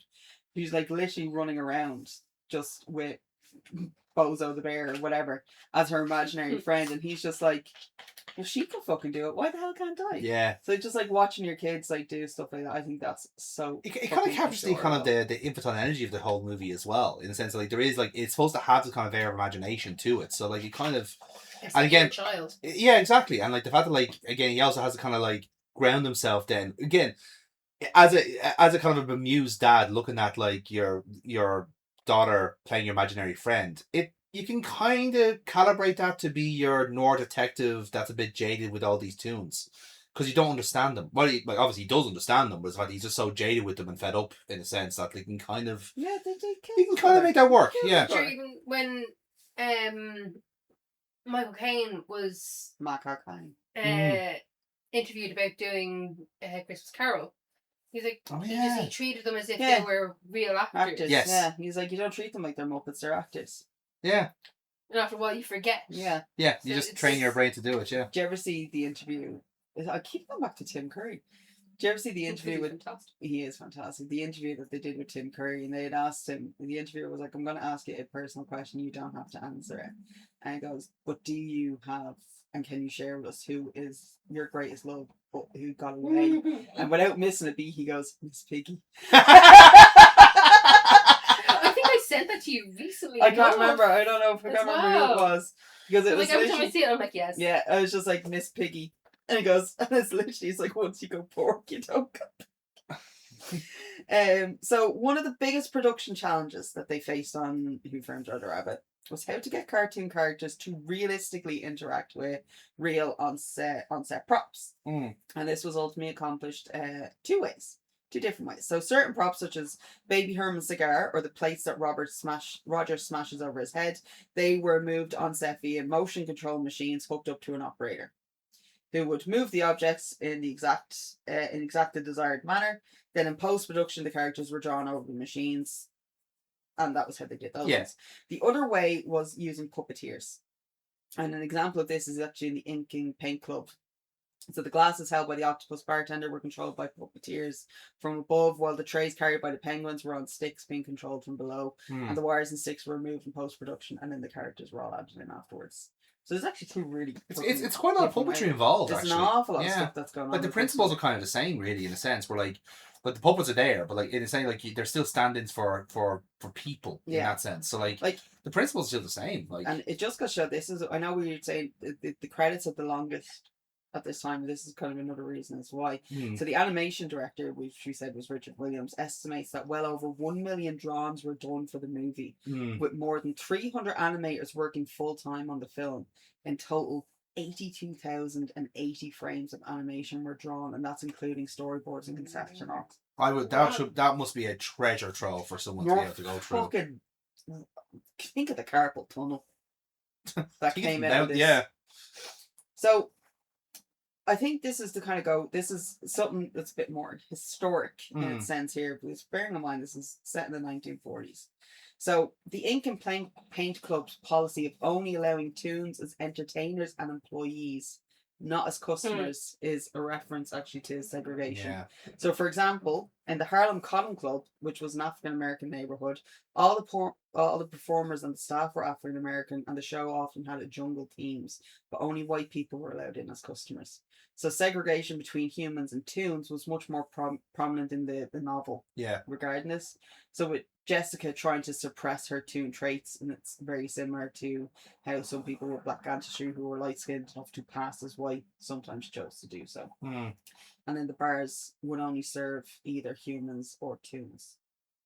So it's actually that's where they kind of take that one for it. It's only when I was watching I actually noticed. I was like, holy shit! Yeah, there are only toons are the performers are the only ones working, because Betty Boop is the one. She's the cigarette girl. Yeah. Because she likes selling cigarettes. There's another novel that does the same thing. Is it Fables, the comic series? That's amazing. Yeah, but they had a kind of a racial undertone to it as well, because the whole idea was that basically all the fables live, because it's all set in New York, I think. Yeah, isn't it? in. Or it is New York, isn't it? Yeah, it's in the Bronx. Well, I don't think that's more. That's more. It was more class than race, really, but it's still the same thing. Where like these are where they live. I know which one. It was they have a farm for the animal or the heteromorphs. Yes, and they are another town where the human ones could live. Yeah. And you have to have your glimmer in order to kind of blend in with everyone else. So if you don't have your glimmer, basically you're too poor to have a glimmer, essentially. So that you have to kind of still stay as an animal. Yeah, because that's where the game Wolf Among Us, they kind of drive home that aspect of it, where like a lot of the animals that are a lot of the people that are there are living glimmer to glimmer. So if they lose that little spark of magic, then they just go back to base form, and they don't go back. They basically stay there. I think it's also, because I'm just thinking of a bit of a spoiler, Snow White and Biggie's kids. They're not. They have to be on the farm because they can't control their powers. Can't control it. Yeah. There you go. Like I say, it's just nice to see that there's always that kind of aspect. Like people have always found a nice metaphor for it. It's a theme that is continuously recurring. Absolutely, that's Unfortunately, yeah. So this is probably one of my favorite things. Judge Doom. So I know I actually said this to you earlier. So Judge Doom originally had a vulture on his shoulder, and 7 weasels accompanying him, rather like 7 dwarfs. Right? He ended up only having 5. He was also to have a jury of kangaroos, as in a kangaroo course. But these elements were all dropped because animating the extra characters it cost him too much to do it. Can you imagine how great it would have been to have a lot of fucking kangaroos following around? I'd imagine it just looking like jurors or something, or they're in their like little kind of legal gowns, and just little hammers, just to drive home the point. That actually would have been hilarious. Get him, gavel. So they also had a life-size rubber model of Roger Rabbit actually on the set, so it was basically so they could tell, they knew kind of how big their co-star was going to be. Yeah. The idea is like, this is how tall the rabbit is. It's the rabbit to scale. Respect him, say hi to him, he'll know if you don't. There's actually so this is actually this is a long one here, this one, which would have been kind of interesting to see, but I understand significantly why it wasn't done. An elaborate funeral scene for Marvin Acme, set as the famous Forest Lawns Memorial Park in Glendale, was discarded from the shooting script shortly before the filming began. And this scene would have had many cartoon characters who actually don't appear in the film at all, right? It would have had Popeye, Olive Oil, Bluto, Wimpy, Tom and Jerry, Casper the Friendly Ghost, Superman and Lois Lane, Pepe Le Pew, Hippity Hoppity, Petunia Pig, Chip and Dale, Dick Tracy, who had a cameo in the original novel, Little Lulu, Mighty Mouse, Heckle and Jekyll, Herman and Catnip, Baby Huey, Screwly Squirrel, Crusader Rabbit, Tabby the Tuba, Jerky Turkey, Little Andre, Cinderella, Alice, the White Rabbit, the Mad Hatter, the March Hare, Peter Pan and Wendy, Winnie the Pooh, Tigger and Piglet Jr. and George, Tex Avery, Wolf and Hound Dog, amongst others.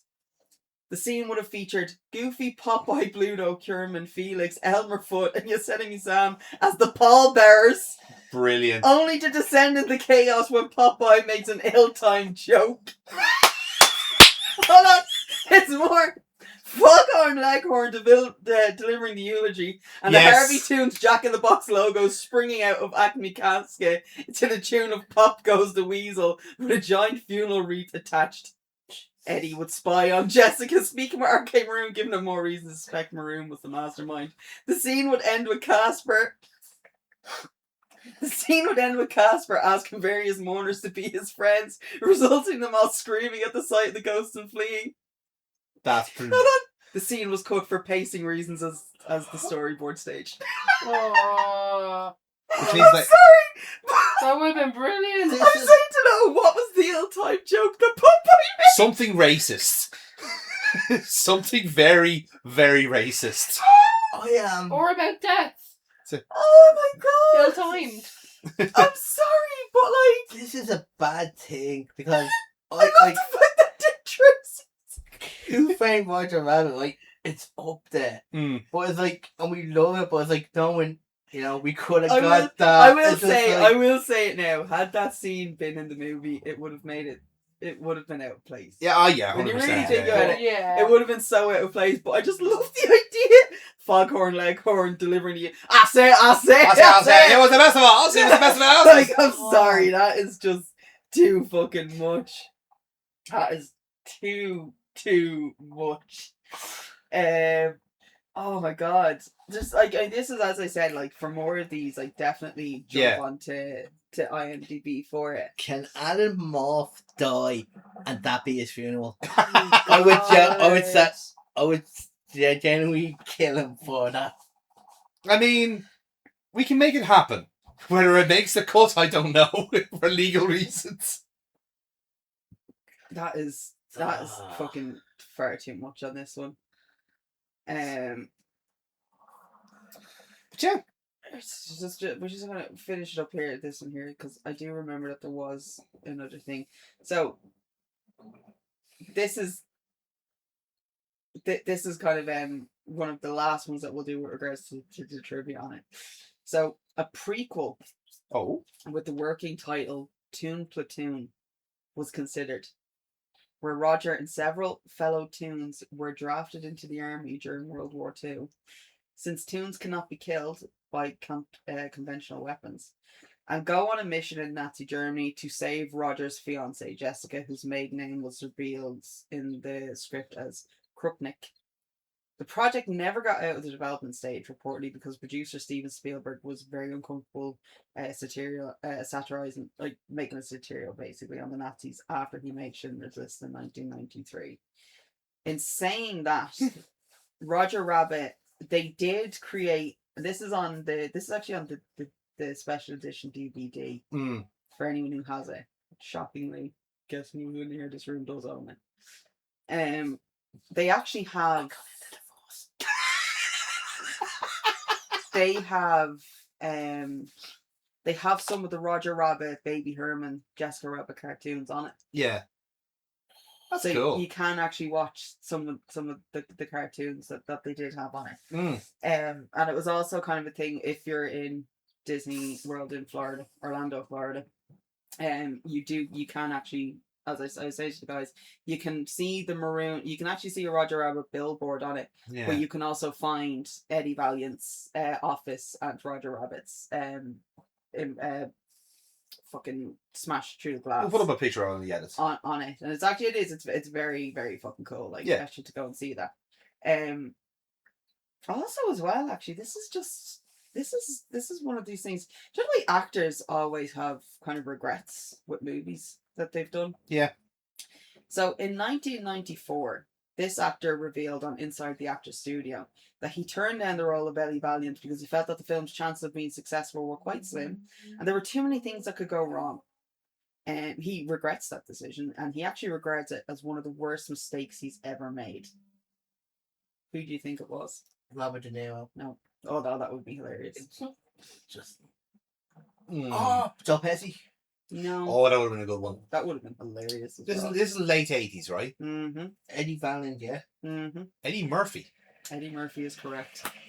Because it's just Beverly Hills Cop. It was just breaking out at that time. Yeah. Yeah. I still can't believe Trading Places would have been around 83. 83, yeah. So would have been his era, yeah. Yeah. Like, it's legit, like, one of those things where it's like, this thing is, a lot of actors kind of have the issues on this, where they give up and it's kind of thing. If there's very little merchandise, surprisingly, there's very little merchandise for this film. Yeah. It's only a very few small plastic figurines of Roger, the Weasels, and Baby Herman were made. Able to be purchased from selected video rental stores at the time of the movie's release on home videos. Yeah. Stuffed animals of Roger and Benny were available, as were clothing and accessories. Nothing since. There's no, they don't, and honest to God, I guarantee it, if there was, I would fucking well buy those stuff. It's funny in the sense where, like, it kind of does kind of date it in a certain degree, where, like, that kind of collaborative kind of aspect of, like, being able to marry all these animation styles together, because everything's now so kind of protected and under lock and key, and all the kind of corporations kind of competing against each other, whereas this is, like, as collaborative as corporations actually get. Like, there's rules of engagement in a sense, and there's always, as you said, a kind of a level of 50-50 booking, but at least they're able to actually get to the table and agree to do something like this. No, because not even in that sense. I don't mean in that. We're literally talking about just Roger Rabbit himself. Oh no, I understand that, but that is just the idea of, like, doing a project like this is very difficult to do now, because everyone is trying to pay tribute to the same, as you said, the golden age of animation. Are all in there for the same reason, but now they'd be kind of like, there's so many kind of financial kind of aspects to it. Well, you just look at Marvel and them trying to get Spider-Man. Yeah, but that's from Sony. Yeah, but we're not actually. That's not what we're talking about. Or that's not what I'm kind of talking about. Yeah, I know what you're saying. It's literally just merchandise itself. Yeah. Yeah. Like, Roger Rabbit has no merchandise. Yeah. Himself. Yeah. That's ridiculous. Yeah. Like, you should be able to get stuff, because that would be, like, it would be popular. This is actually the second film in 1988 that had its main villain run over with a steamroller and survive. Oh. Does anyone know what the other one was? I have unfortunately peeked your screen, so I will not answer. Okay. Yes. I didn't even realise that. That didn't dawn on me. You need a privacy screen here thing. I have not looked at your screen. I need a hint. There's a Monty Python in it. Michael Palin's in it. And John Cleese. And John Cleese. And Kevin Kline. Yes. And Jamie Lee Curtis. Luminous People. No! Good guess. I think we've mentioned this movie already in the recording. No, I don't think. Have we not? No. Okay. Shockingly, we didn't. No. A Fish Called Wanda. Oh, okay. That is legit shocking to me at this point here, but so the singing sword character is represented by old Blue Eyes himself, Frank Sinatra, which was his last movie. While the movie is set in 1947, the song Witchcraft was not actually released until 1957. So that one was well ahead of his fucking time. There's actually, it's shocking enough, because there's a fair few of them actually had, Jack Nicholson was also offered the role of Eddie Valiant, but he declined, as he still expected, because he was still actually expected to play Jack Withers twice more. So including the unproduced third film Cloverleaf, which would have dealt with the construction of highways as this film does. Yeah. The part was then offered to Bill Murray, who they couldn't reach. Being recluse, and it went against him there. Yeah, early in his career, Nicholson appeared in the original Little Shop of Horrors as the dental patient. Yeah. And then Bill Murray later played that part in the musical of The Little Shop of Horrors in 1986. That's a nice little 6 degrees of separation. Very much so, yeah. Jack Nicholson and fucking Bill Murray. Holy oh, this hurts. Sally Fields, Rena Russo, and Catherine O'Hara were considered for the role of Dolores. Oh, Catherine O'Hara. Can you imagine Catherine O'Hara in the role of Dolores? Can you imagine fucking Rena Russo? They're all great shouts. Like Sally Fields can do absolutely no wrong on my one. And so like, I mean, she's like my little queen. But yeah, I think it's like, this is generally like one of those, oh my. This was Bob Hoskins' second animation movie. Bob Hoskins' second animation? What was his first one? His second live action animation movie. And his first one was in 1982.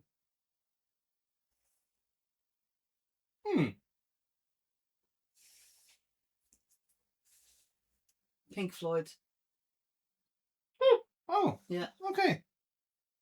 He was literally Pink Floyd The Wall in 1982. Right. Live action animation. It was actually his first one. Interesting. And the last one that we'll do on, the second to last one that we'll do on this one, right? Tinkerbell. This is just a little connection. When Tinkerbell appears at the ending of the film, Steven Spielberg would then reteam with Bob Hoskins, as Kira pointed out, as the director this time for Hook in 1991, where Julia Roberts played Tinkerbell. They actually referred to her as Tinker Hell because she was so difficult to work with on the set. In her defense, she did, leave her fiance at the altar, and she was going through it at that time. But this is actually something that I never could ever really make out what he was saying at this point, but I now have it here.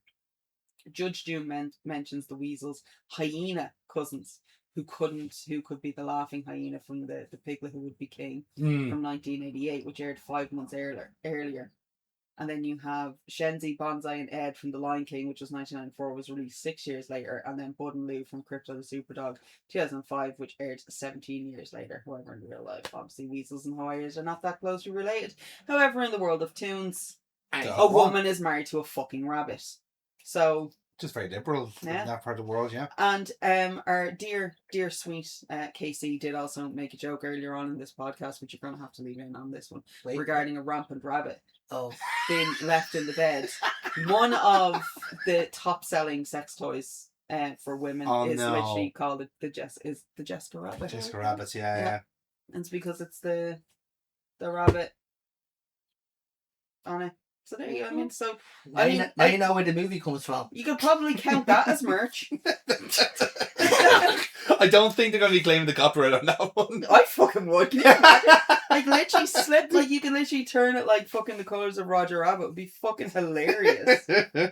The spoilers that they had for this one. This is just, again, it doesn't really kind of have anything here, but this one.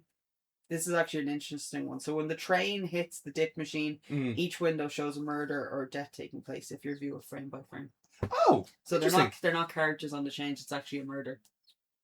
Oh, interesting. It's like a Murder in the Orient Express gag or something. I don't know if they did that or literally is it just like the death train. What they say? Yeah, sort of thing. That tracks more. Yeah. In the early versions of the script, Judge Doom was revealed to be the one who killed Bambi's mother in 1942. Brilliant. That was a fantastic guy. When Eddie takes Roger in the back room of the bar where Dolores works to cut apart the handcuffs, the lamp ceiling is bumped and swinging, and a lot of extra work was needed to make the shadows to match the actual room in the shot for the animation. Today, bump the lamp is a term used by many Disney employees to refer to go the extra mile to make an effort a little more special, even though most audience members will never notice it. Oh, we notice it. To be fair, like Christopher Lloyd figure. No, we already did that one. Robert Zemeckis actually kept the stop motion model of the flattened Judge Doom, and he actually has it in his office. Class. That's why would you want that? Let's be honest here. Why do you want this? There is actually a number of clues throughout the entire movie. Is the fact that Judge Doom is a tomb. Yeah. Dip is harmless to live action humans, but Doom always wears gloves when demonstrating it. One, He had waxy skin and a fake Adam's apple and his oversized teeth. His cloak was always blowing with a slight breeze, even when he's indoors, which is a very common cartoon villain staple. Never caught that. His stiff, exaggerated movements resemble that of a toon. He gets around quickly in a toony sort of way. He wears his clothes well, with no exposed skin showing around his body. He jumped out of the way when the dick was turned on Roger Rabbit, had a drink, and he went ballistic. And he was not in any pain after Jessica shoots him in Toontown, and he escaped unharmed. Never noticed that one. He also landed from like a proper height as well. I recall. It's like from the way they kind of shot us, like he fell for like 10 feet and he landed on his feet. Like that shouldn't be. It shouldn't be. Yeah. Like just, in fairness, they signposted it very, very well. Like it was like kind of, in a way, it's like in hindsight, it's very obvious now. But the first time you're watching it, you wouldn't have thought it's just typical kind of villain shit, you know. But yeah, so that's our trivia and our spoiler. That's anyway there for Who Framed Roger Rabbit, and we've already done the box office on that one thing. Yeah, I genuinely think that we've done a nice little review on Hugh framed Roger Rabbit. Hugh Dennis. Fuck that guy. Hugh Dennis framed Roger Rabbit. On Who Framed Roger Rabbit. Yeah.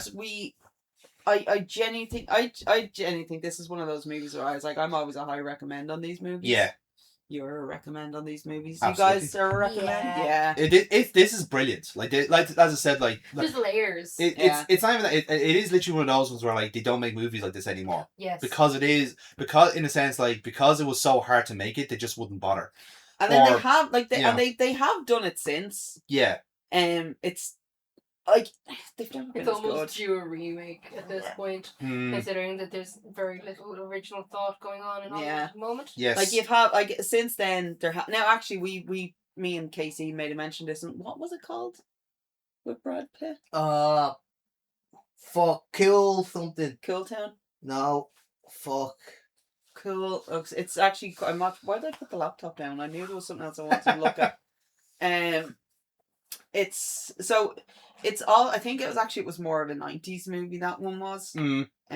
Brad Pitt was definitely in that one for fucking sure. I'm gonna tell you now what it was. It was Legends of the Fall. When did that one come out?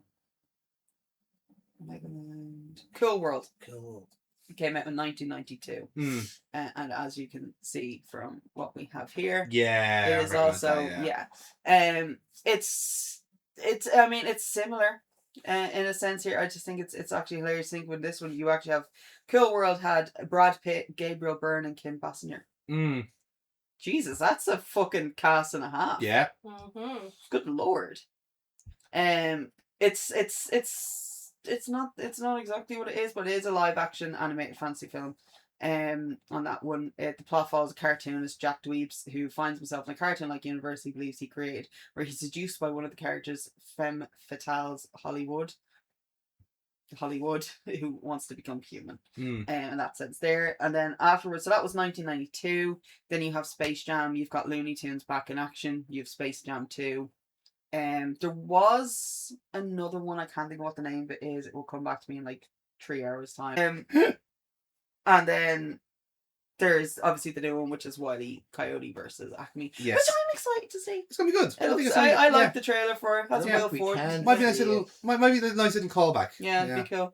But yeah, so we're on the highly recommend train on Who Framed Roger Rabbit. I think it's a must see. It's still is 100%. It's still genuinely as terrifying. It's just a fun watch. It was. It's a fun watch. Like terrifying watch. Like it's terrifying. It's fun and all the effects hold up. It aged so well. It has aged fantastically. Like this is the thing talking about movies that age well. I literally only a couple of days ago I rewatched Jurassic. I don't know why I did this myself. I decided to watch every single Jurassic Park / World movie. As you do. One after the other.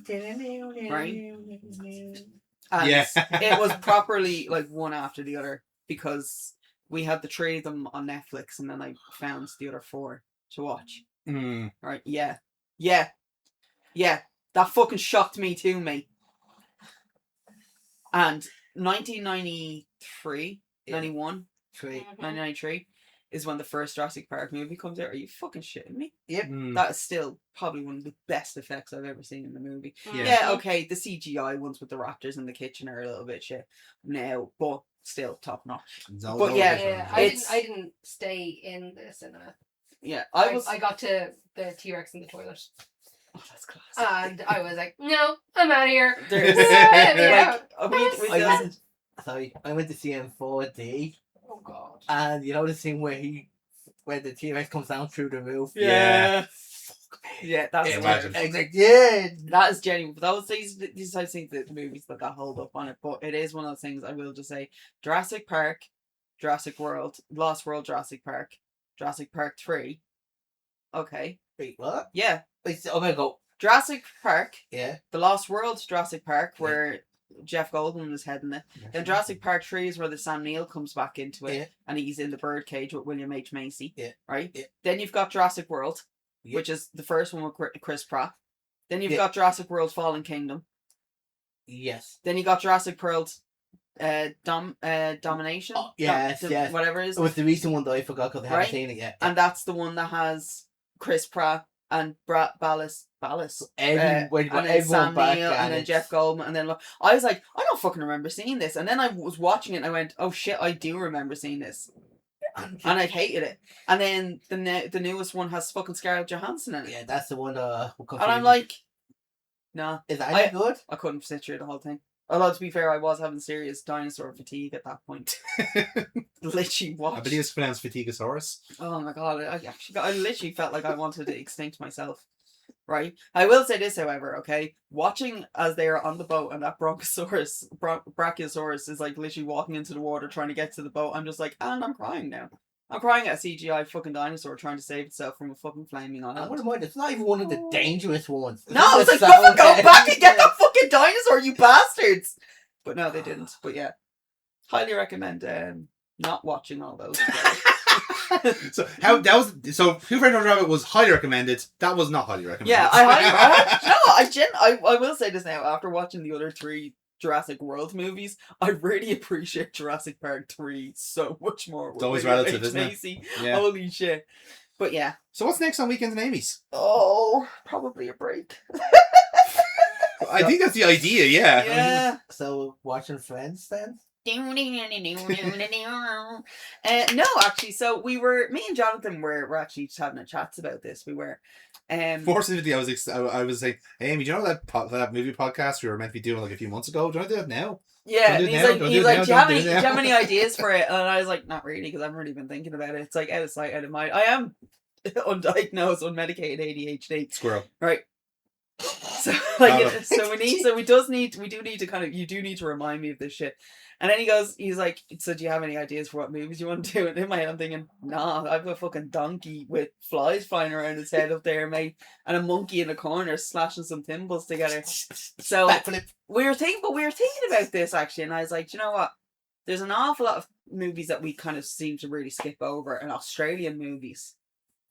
Specifically Australian horror movies. They're a feat unto their own. Right, I'm out. Right? But there was it was kind of the idea, it's like, okay, this is kind of somewhere where we can look at for this, but I mentioned this movie to you. Mm-hmm. I don't recommend I do recommend people to watch it. Black Sheep? No, that's fucking hilarious. Black Sheep is hilarious. Right? That's so shit. But this is one of these types of movies. Do you know the way the found footage documentary style movies kind of really came in to kind of play really kind of the end time of the 2000s? Yeah. There is a fantastic, it's actually done like a crime documentary, a true crime documentary called Lake Mungo. Okay. And it is done as a sit-down documentary style, and you're talking to the family of a girl who has been murdered, and it's basically the case of when she was missing and what happened to her, and it's their sit-down interviews with the family for it. It's done very, very much like a true crime documentary, and then there's a massive twist in it, and you're like, what the fuck? And in my mind I'm thinking, Jesus, Australians don't fuck about.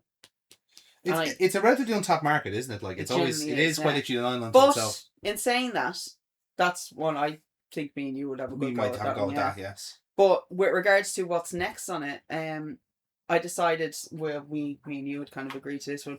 We're going to dip into probably one of the greatest filmmakers of all time, and we're going to be looking at Rob Reiner. Not a specific movie.